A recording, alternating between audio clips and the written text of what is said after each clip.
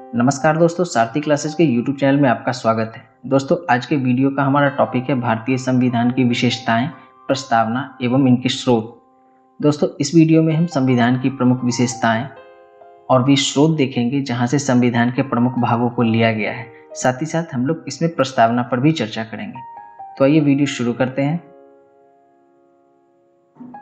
भारत का संविधान विश्व का सबसे लंबा लिखित संविधान है।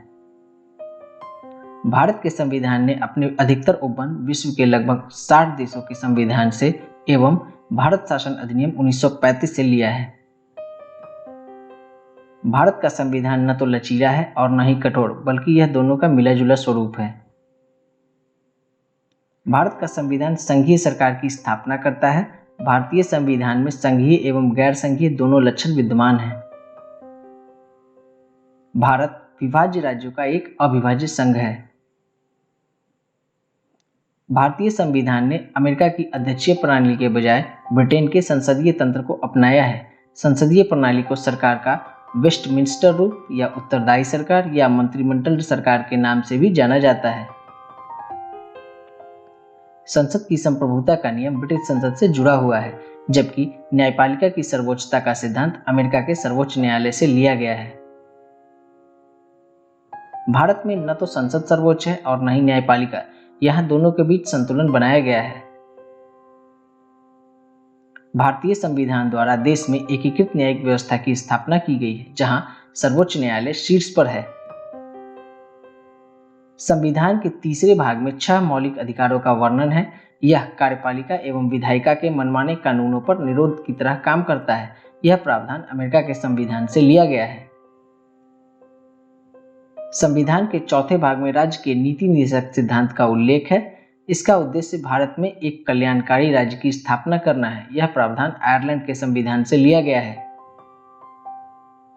संविधान के भाग 4A में 11 मौलिक कर्तव्यों का जिक्र है। इसे मूल रूप से भारतीय संविधान में शामिल नहीं किया गया था। इसे सोवियत संघ के संविधान की तर्ज पर 42वें संविधान संशोधन अधिनियम 1976 द्वारा जोड़ा गया है। भारत का संविधान धर्मनिरपेक्ष है। यह किसी धर्म विशेष को भारत के धर्म की तौर पर मान्यता नहीं देता है। भारतीय संविधान द्वारा लोकसभा एवं राज्यों के विधानसभा के चुनाव में सार्वभौम वयस्क मताधिकार को अपनाया गया है। 1989 में 61वें संविधान संशोधन अधिनियम द्वारा मतदान करने की उम्र 21 वर्ष से घटाकर 18 वर्ष कर दी गई थी।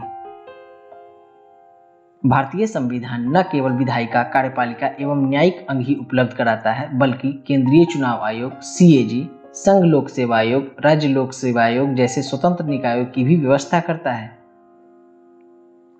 आपातकाल की स्थिति में प्रभावशाली ढंग से निपटने के लिए भारतीय संविधान में राष्ट्रपति के लिए आपातकालीन प्रावधानों की व्यवस्था की गई है, जैसे अनुच्छेद 352 के तहत राष्ट्रीय आपातकाल, अनुच्छेद 356 और 365 के तहत राष्ट्रपति शासन। जब भी किसी राज्य में संवैधानिक तंत्र विफल हो जाता है और राष्ट्रपति शासन लगाया जाता है, तो यह अनुच्छेद 356 के अंतर्गत आता है। और जब कभी केंद्रीय सूची के विषय में कोई कानून बनता है और उसे अगर कोई राज्य नहीं अपनाता है या अपनाने से मना करता है और इस शर्त पर राष्ट्रपति शासन लगाया जाता है, तो यह 365 के अंतर्गत आता है। इसके बाद अनुच्छेद 360 के तहत वित्तीय आपातकाल। मूल रूप से भारतीय संविधान में 2 स्तरीय राज्य व्यवस्था, केंद्र व राज्य का प्रावधान किया गया था। बाद में वर्ष 1992 में 73वें एवं 74वें संविधान संशोधन द्वारा स्थानीय सरकार का प्रावधान किया गया है। अब बारी आती है संविधान के स्रोत की। तो सबसे पहले भारत शासन अधिनियम 1935। तो भारत शासन अधिनियम 1935 से संघीय तंत्र, राज्यपाल का कार्यालय, न्यायपालिका, लोक सेवा आयोग एवं आपातकालीन उपबंध लिया गया है। ब्रिटेन के संविधान से संसदीय शासन, विधि का शासन, एकल नागरिकता और मंत्रिमंडल प्रणाली को लिया गया है। अमेरिका के संविधान से मूल अधिकार, न्यायपालिका की स्वतंत्रता, न्यायिक पुनरावलोकन का सिद्धांत, उपराष्ट्रपति का पद, उच्चतम एवं उच्च न्यायालय के न्यायाधीशों को पद से हटाया जाना, राष्ट्रपति पर महाभियोग आदि को लिया गया है। आयरलैंड के संविधान से राज्य के नीति निर्देशक सिद्धांत, राष्ट्रपति की निर्वाचन पद्धति एवं राज्यसभा सदस्यों का नामांकन। कनाडा के संविधान से सशक्त केंद्र के साथ संघीय व्यवस्था को लिया गया है। ऑस्ट्रेलिया के संविधान से समवर्ती सूची संसद के दोनों सदनों की संयुक्त बैठक का प्रावधान को लिया गया है। जर्मनी के संविधान से आपातकाल के समय मूल अधिकारों का स्थगन का प्रावधान लिया गया है। सोवियत संघ के संविधान से मूल कर्तव्य एवं प्रस्तावना में न्याय का आदर्श शब्द लिया गया है। फ्रांस के संविधान से गणतंत्रात्मक और प्रस्तावना में स्वतंत्रता, समता और बंधुत्व का आदर्श का शब्द लिया गया है। दक्षिण अफ्रीका के संविधान से संविधान संशोधन की प्रक्रिया एवं राज्यसभा के सदस्यों का निर्वाचन का प्रावधान लिया गया है। और जापान के संविधान से विधि द्वारा स्थापित प्रक्रिया के प्रावधान को लिया गया है। अब बारी आती है संविधान के प्रस्तावना की। तो सर्वप्रथम अमेरिकी संविधान में प्रस्तावना शामिल किया गया था। इसके पश्चात कई देशों ने इसे अपनाया, जिनमें भारत भी शामिल है।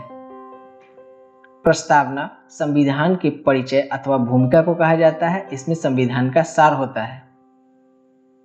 प्रख्यात न्यायविद एवं संवैधानिक विशेषज्ञ N.A. पालकीवाला द्वारा प्रस्तावना को संविधान का परिचय पत्र कहा गया है। भारतीय संविधान की प्रस्तावना पंडित नेहरू द्वारा बनाए गए एवं पेश किए गए तथा संविधान सभा द्वारा अपनाए गए उद्देश्य प्रस्ताव पर आधारित है। यह हमारे संविधान की प्रस्तावना है। प्रायः इससे प्रश्न पूछे जाते हैं। इसमें प्रायः इस प्रकार से प्रश्न पूछे जाते हैं कि कौन सा शब्द पहले आता है और कौन सा शब्द बाद में। तो आपको शब्दों का क्रम ध्यान में रखना है कि पहले समाजवादी, फिर पंथ निरपेक्ष, फिर लोकतंत्रात्मक गणराज्य शब्द आता है। इस प्रकार आपको सभी इंपॉर्टेंट शब्दों का क्रम ध्यान रखना है। प्रस्तावना को 42वें संविधान संशोधन अधिनियम 1976 द्वारा संशोधित किया गया, जिसके द्वारा इसमें समाजवादी, धर्मनिरपेक्ष एवं अखंडता शब्द को शामिल किया गया है। भारतीय संविधान की प्रस्तावना में स्वतंत्रता, समता एवं बंधुत्व के आदर्शों को फ्रांस की क्रांति से लिया गया है। सुप्रसिद्ध अंग्रेज राजनीति शास्त्री सर अर्नेस्ट बार्कर संविधान की प्रस्तावना को संविधान का कुंजी नोट कहते थे। बेरुबारी संघ मामले 1960 में उच्चतम न्यायालय ने कहा कि प्रस्तावना संविधान का भाग नहीं है, जबकि केशवानंद भारती मामले 1973 में उच्चतम न्यायालय ने अपनी पूर्व की व्याख्या को अस्वीकार करते हुए कहा कि प्रस्तावना संविधान का ही एक भाग है। दोस्तों, वीडियो कैसा लगा जरूर बताइएगा। अगर अच्छा लगा हो तो लाइक करिएगा, और अगर आप हमारे पॉलिटिक्स सीरीज के बाकी वीडियोज को देखना चाहते हैं तो हमारे चैनल को सब्सक्राइब कर बेल आइकन जरूर दबाइएगा।